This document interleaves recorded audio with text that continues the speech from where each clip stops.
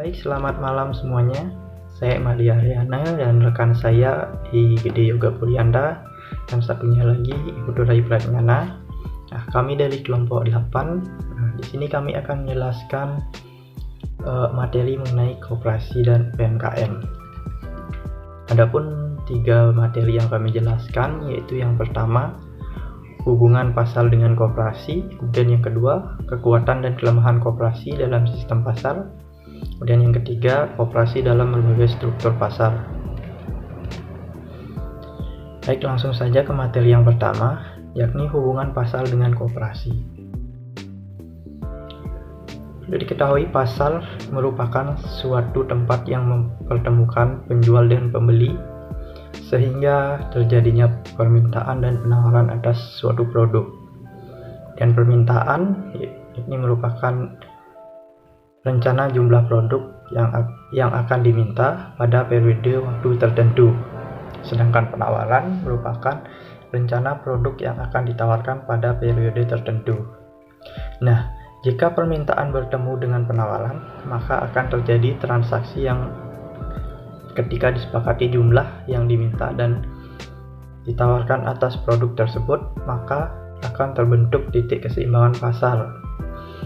Nah, sedangkan koperasi secara umum dapat diartikan sebagai badan usaha yang dimiliki serta dikelola para anggotanya. Namun di sisi lain,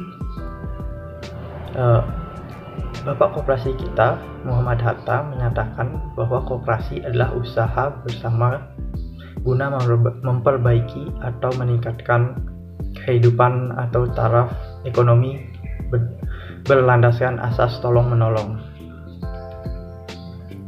Nah, jadi kita bahas pasar, jenis-jenis pasar, yaitu pasar dikelompokkan menjadi 5 jenis, yaitu yang pertama pasar barang. Pasar barang merupakan pertemuan antara permintaan dan penawaran akan barang. Nah, di koperasi dapat bergerak di pasar dengan menawarkan barang hasil produk koperasi atau anggota dan dapat pula melakukan permintaan akan produk yang dibutuhkan oleh koperasi atau anggota. Di pasar barang, produk-produk yang dijual tentu tidak hanya berasal dari koperasi, melainkan juga oleh para pesaing lainnya. Nah, oleh karena itu manajemen koperasi harus memenangkan persaingan itu. Untuk memenangkan persaingan tersebut dan memperoleh konsumen yang banyak, ada 2 hal yang setidaknya dilakukan oleh koperasi, yaitu yang pertama, koperasi harus kreatif dan inovatif sehingga dapat menawarkan kelebihan khususnya yang berbeda dan tidak dimiliki oleh pesaing lainnya. Kemudian yang kedua, manajemen harus mampu memotivasi anggotanya agar dapat berpartisipasi aktif dalam koperasi sehingga semakin banyak partisipasi akan lebih banyak konsumen yang diperoleh. Kemudian yang kedua, pasar tenaga kerja. Nah, pasar tenaga kerja merupakan antara permintaan dan penawaran akan tenaga kerja atau jasa. Nah, pertemuan ini akan menghasilkan konsep upah dan jumlah tenaga kerja atau jasa yang dibutuhkan. Koperasi sebagai badan usaha membutuhkan tenaga kerja untuk kegiatan operasionalnya di luar dari keanggotaan koperasi. Tugas utama pengurus di pasar tenaga kerja ini adalah merekrut tenaga kerja dan menempatkannya sesuai dengan keahliannya, serta memberikan insentif yang layak bagi tenaga kerja tersebut. Nah, di pasar tenaga kerja, koperasi juga akan bersaing dengan pesaing dalam rangka merekrut tenaga kerja yang berkualitas. Oleh karena itu, koperasi setidaknya melakukan 2 hal berikut ini, yaitu yang pertama memberikan insentif yang relatif lebih baik dibanding dengan pesaingnya, kemudian yang kedua memberikan kesempatan pengembangan karir yang relatif lebih baik dibandingkan dengan pesaingnya. Kemudian yang ketiga, yaitu terdapat pasar uang. pasal uang adalah pertemuan antara permintaan dan penawaran akan uang. Nah, dalam pasal uang yang ditransaksikan adalah hak untuk menggunakan uang untuk jangka waktu tertentu. Jadi pasal uang akan terjadi pinjam meminjam dana. Yang selanjutnya menimbulkan hubungan hutang piutang. Nah, hubungan hutang piutang ini sudah tentu menciptakan adanya bunga yang harus dibayarkan dan yang akan diterima. Nah, dari hal ini koperasi harus mampu menguasai pasar agar dapat merangkul semua masyarakat yang hendak melakukan simpanan atau penyimpanan, sehingga koperasi dapat membantu mensejahterakan masyarakat dengan pemberian bunga yang lebih besar dibandingkan jenis-jenis usaha keuangan lainnya atau pesaing lainnya. Kemudian yang keempat, dapat pasal modal. Ini dalam artian sempit, pasal modal identik dengan bursa efek. Tapi dalam arti luas, pasal modal adalah pertemuan antara mereka yang mempunyai dana dengan mereka yang membutuhkan dana untuk modal. Bagi koperasi sendiri, memasuki pasar modal adalah suatu fenomena yang jarang dilakukan, sebab koperasi bukan kumpulan modal tetapi kumpulan orang-orang atau badan hukum koperasi. Nah, dalam konteks ini bukan berarti koperasi tidak boleh memasuki pasar modal, tapi bisa saja koperasi membeli surat-surat berharga di pasar modal jika memang ada dana menganggur dan untuk sementara tidak dapat diinvestasikan ke dalam proses produksi di unit usaha koperasi atau unit anggota, dan keputusan pembelian saham itu disetujui oleh anggota. Dan kemudian yang kelima itu pasar luar negeri. Pasar luar negeri menggambarkan hubungan antara permintaan dalam negeri atau produk impor dan penawaran dalam negeri akan produk ekspor.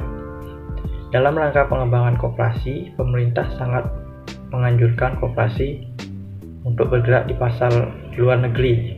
Nah, yang artinya melaksanakan kegiatan ekspor-impor. Beberapa koperasi telah mengadakan kegiatan ekspor, terutama koperasi-koperasi yang bergerak dalam industri kerajinan. Nah, demikian tadi mengenai hubungan pasar dengan koperasi. Jadi kita ketahui bagaimana seharusnya peran koperasi dalam berbagai jenis-jenis pasar yang ada di Indonesia. Baik, untuk materi selanjutnya akan dijelaskan oleh teman saya. Baik, di sini saya Yoga akan menjelaskan tentang kekuatan dan kelemahan koperasi dalam sistem pasar. Sebagai bagian dari sistem pasar secara keseluruhan, koperasi akan bersaing dengan perusahaan-perusahaan lain yang bukan koperasi.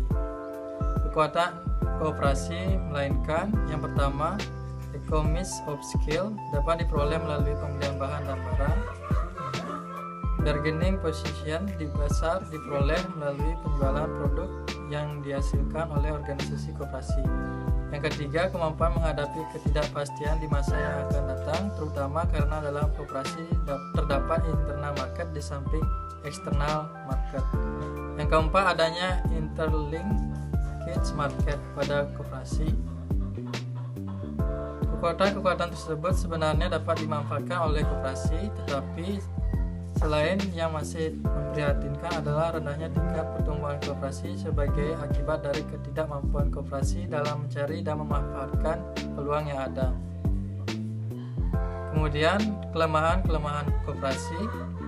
Yang pertama, prinsip keanggotaan bersifat terbuka dan sukarela akan melepaskan struktur pemodalan dalam jangka panjang, sebab jika perusahaan koperasi tidak mampu melayani kepentingan anggota, ia bisa keluar dari keanggotaan koperasi.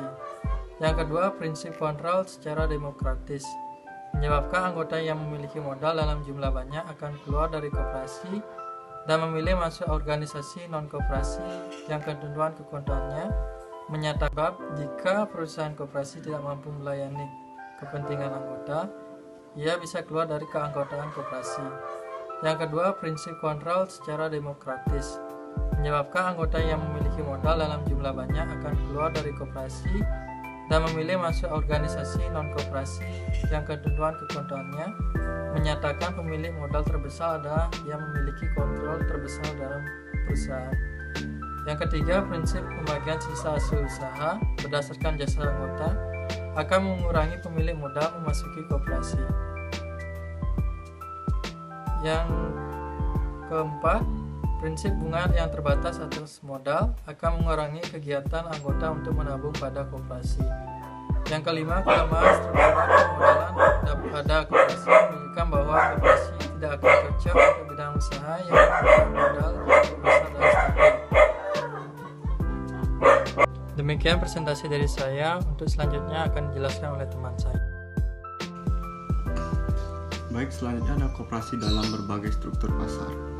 Koperasi mempunyai dua pasar, yaitu yang pertama internal market, di mana arah penyaluran barang koperasi ditunjukkan kepada anggota-anggotanya. Yang kedua ada eksternal pasar, yaitu pasar yang ditujukan di luar anggota untuk umum. Koperasi bertindak sebagai pemasok atau disebut supply cooperative, dan marginal cost sama dengan revenue. Koperasi akan memilih menentukan harga berdasarkan added cost tanpa harga kekurangan.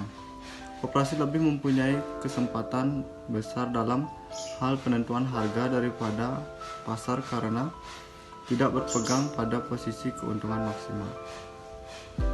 Selanjutnya, koperasi dalam struktur pasar dapat dilihat dari sifat dan bentuk yang terbagi menjadi dua jenis, yaitu diantaranya yang pertama pasar dengan persaingan sempurna.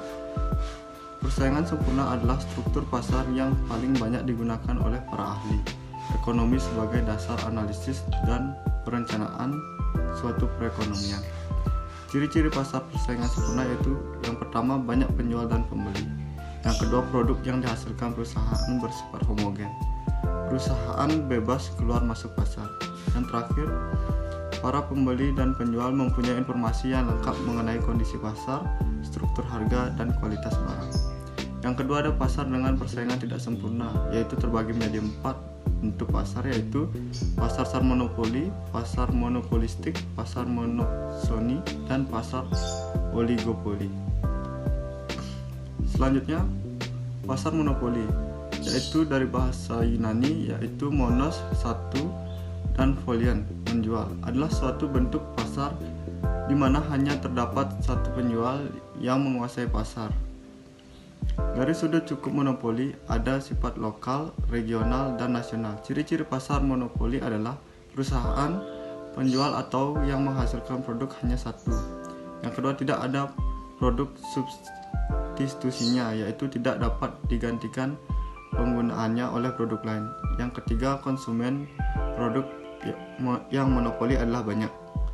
Selanjutnya, pasar monopolistik adalah kemampuan produsen untuk mempengaruhi harga walaupun pengaruhnya tidak sebesar produsen dari pasar monopoli atau oligopoli. Ciri-ciri pasar monopolistik yaitu penjual atau pengusaha dari suatu produk adalah banyak serta jenis produk yang beragam. Ada produk substitusinya, keluar atau masuknya ke industri relatif mudah, harga produk tidak sama di semua pasar. Selanjutnya, pasar monopsoni adalah di mana hanya terdapat satu pembeli saja yang membeli produk yang dihasilkan. Ciri-ciri pasar monopsoni yaitu banyak terdapat penjual atau produsen. Harga dan jumlah kuantitas produk yang ditawarkan tidak dikuasai oleh harga pasar. Sangat mudah untuk masuk ke pasar dan tidak butuh strategi dan promosi untuk sukses. Selanjutnya ada pasar oligopoli, adalah pasar yang dimana penawaran satu jenis barang dikuasai oleh beberapa perusahaan. Umumnya jumlah perusahaan lebih dari 2 tetapi kurang dari 10.